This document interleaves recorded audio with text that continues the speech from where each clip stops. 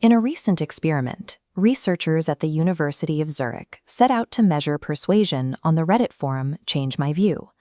When organic human users debated each other, they successfully changed an opponent's mind about 3% of the time. This chart maps the human baseline against personalized large language models deployed in the same forum. The AI bots achieved an 18% success rate. Looking at this success rate reveals a specific methodology. These bots did not rely on emotional manipulation, deception, or disinformation. They achieved a superhuman rate of persuasion simply by presenting calmer, more rational, and better structured arguments. That specific capability creates an immediate paradox for higher education. When a free tool can instantly generate highly competent, structurally sound reasoning, it exposes a flaw in how we measure academic understanding. Many institutions have reacted defensively. They are attempting to police usage through surveillance, deploying unreliable AI detection software, and reinstating rigid proctored exams. This creates a zero-sum arms race between students and administrators. By focusing entirely on catching the use of AI, higher education is missing the necessary transition to constrained AI architecture. Human learning is an active biological process of construction. That process is strictly limited by human working memory. You can only process a small amount of novel information before the biological system overloads. This diagram maps the flow of raw information into working memory through the lens of John Sweller's cognitive load theory. The theory splits incoming data into distinct types of load. Intrinsic load is the productive friction. It is the mental effort required to solve a problem and map a new concept into long-term memory. It is essential. Extraneous load is the chaotic noise.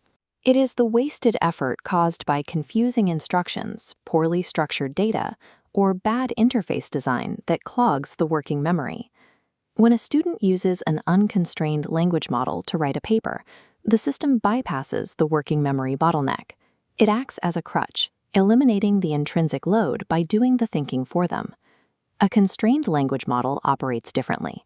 It acts as a scaffold. It absorbs the extraneous load by organizing data and answering basic formatting questions, but it forces the user to process the intrinsic load themselves. Freed from extraneous noise, the brain has capacity to engage in metacognition, the higher-order ability to monitor and adjust your own thinking.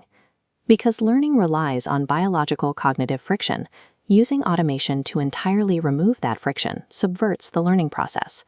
For decades, the traditional essay was the primary way we measured that learning. But that format was built on a specific physical constraint. Information was scarce, and retrieving it was difficult. Generative AI provides frictionless information retrieval, ending the era of scarcity. Look at this closed-loop system to see the resulting breakdown. A student receives an assignment and offloads the cognitive work to an AI generator, which instantly outputs a completed document. Faced with an overwhelming volume of these submissions, institutions are increasingly deploying their own AI platforms to batch grade the documents and issue feedback. The result is a closed loop. An AI writes the essay, and an AI grades the essay. The human intellect is completely removed from the transaction. Injecting AI detection software into this loop to break it fails practically. The tools suffer from high false positive rates and are unreliable. Evaluating a final, polished written output can no longer serve as a mathematically or pedagogically valid measurement of a human being's cognitive capability.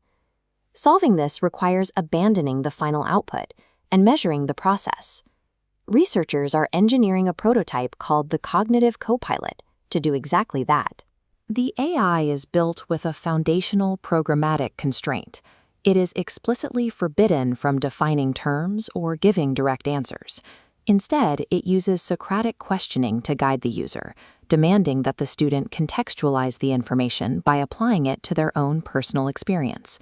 If a user attempts to bypass the work or submits an invalid deductive argument, the system catches the logical error. This is known as a mastery gate. The system evaluates the underlying logic, identifies formal flaws, and entirely halts the user's progression. The AI identifies the error and requires a successful revision. The curriculum halts until the user proves comprehension of the underlying logic. Validating the argument allows the student to transition to the next concept in the syllabus. By reverse engineering what is normally an answer machine into a system that strictly withholds answers, the architecture guarantees the metacognitive friction required for deep learning. This shift in how we interact with machines aligns with what philosopher Luciano Floridi terms distant writing. In distant writing, the human is no longer the composer. Instead, they become the architectural designer, arranging logical parameters for the machine to execute. The Wharton School has developed a practical framework for assessing this new model of authorship, engineered by Professor Ethan Mollick. Students using this framework submit their complete AI prompt logs as a mandatory part of the final project.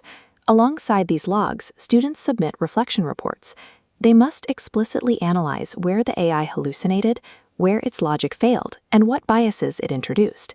This model effectively moves the entirety of the evaluative focus away from the polished final product and places it squarely on the iterative process. Architecting precise constraints for an AI, analyzing its output, and iterating the results replaces traditional essay writing as the new standard of rigorous cognitive exercise. For this to work at scale, assessment must move beyond summative surveillance. In this framework, it is a continuous, documented conversation. This comparison illustrates the shift. We are moving from a rigid, top-down linear flow of curriculum delivery to a dynamic, circular network linking the student, an AI tutor, and a human educator. This draws heavily on Diana Laurelard's conversational frameworks for integrating educational technology, where learning requires iterative dialogue. Within this framework, the constrained AI operates as a baseline tutor, managing the rapid feedback loops of mastery gating.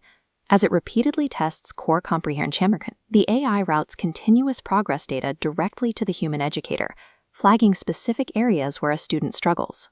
By offloading the repetitive work of basic knowledge verification to the AI, human educators are finally freed to focus their limited time entirely on complex interpersonal synthesis and high-level mentorship. There is a historical parallel for technology raising the bar of human capability. We can see it clearly in the game of chess.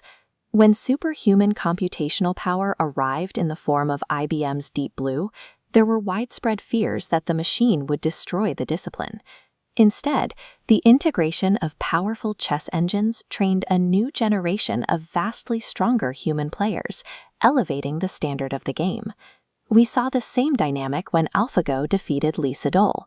The algorithmic pressure forced human masters to abandon assumptions and discover entirely new, creative strategies.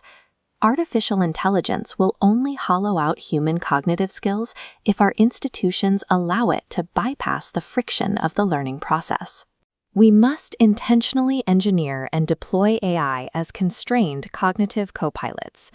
We have to build systems that demand more of the user, not less.